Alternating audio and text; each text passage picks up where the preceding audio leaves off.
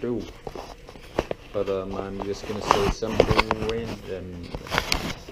Okay, I'm just gonna talk about movie promos because depends if you order tickets early, you can get a poster and stuff, a cap, whatever.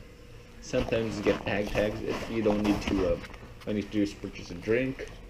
Sometimes if you watch an IMAX, they give you IMAX posters and stuff.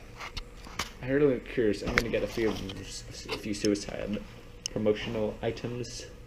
And those are really cool. Like, it's like a nice incentive while watching a movie. I mean, most of them are not that amazing, but free stuff is free stuff. What can you say, guys? That could be it.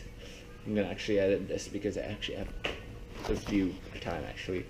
So guys, thank you guys so much for watching, and it's actually 1 minute. Hooray, baby.